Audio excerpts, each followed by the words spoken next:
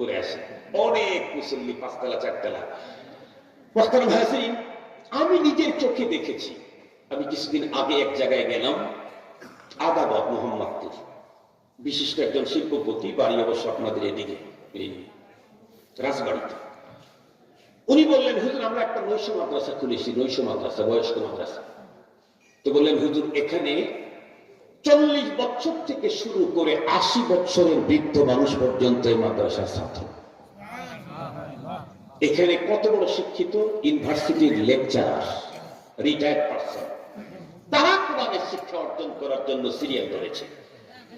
আমি বয়ানের পরে মুরব্বী ছাত্ররা আমার সাথে দেখা করতে আসেন, আমি তাদেরকে আরো উৎসাহ দিলাম, যে কোনো বয়সের একজন মানুষ, নারী হোক আর পুরুষ হোক, ছেলে হোক আর মেয়ে হোক, শুধুই অন্তরে কমপ্লিট নিয়ত করেছে আমি আল্লাহর কোরআন শিখবই, এই নিয়ত করে ঘর থেকে মাত্র বের হয়ে হেঁটে হেঁটে মাদ্রাসার দিকে আসতেছে, আল্লাহ পাকের রাসূল বলেন তখন থেকেই ওর দাম বাড়া শুরু হয়ে গেল।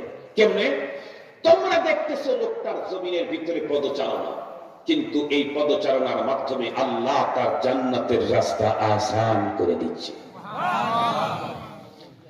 মুসলমান ভাইরা আমার, এরপরে হাঁটি হাঁটি পা পা করে লোকটি যখন মাদ্রাসা ক্যাম্পাসের ভিতরে ঢুকে পড়লো, এক পর্যায়ে ওস্তাদকে ডেকে বলল, ওস্তাদ জি আমি তো আল্লাহর কোরআন শিখার জন্য এসেছি, আমাকে ছাত্রত্বের মর্যাদা দিন। ওস্তাদ তাকে বললেন, ঠিক আছে, তুমি টাকা দিয়ে ভর্তি ফরম নিয়ে কমপ্লিট ভর্তি হয়ে যাও। ভর্তি হওয়ার পরে ওস্তাদ জি তখন বন্ধুরা আমার তাকে ডাক দিয়ে যখন বলল, বাবা ওই যে হুজুরের কাছে গিয়ে পড়াপড়ি শুরু করো, আরবি বর্ণমালা গুলার প্রথম নলেজ নাও।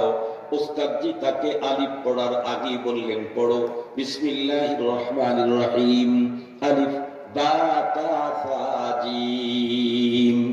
এতটুক পর্যন্ত পড়তেই এই ছেলেটার আরো মর্যাদা বাড়লো। কি হলো? আল্লাহর পয়গম্বর বলেন, ওয়া ইন্না মালাইকাতার রাহমা লাতাদাউ আজনিহাতাহা রিদান লিতালিবিল ইলম। এই হাদিসের নরমাল যদি তর্জমা বলি তাহলে হাদিসের গভীর পর্যন্ত ঢুকতে পারবেন না। এ কারণে একটা মিসাল দিয়ে তারপরে তর্জমা বললে ভালো বুঝবেন। আপনারা বলেন, বর্তমান পৃথিবীর ভিতরে সবচেয়ে বড় পাওয়ারফুল হলো আমেরিকা।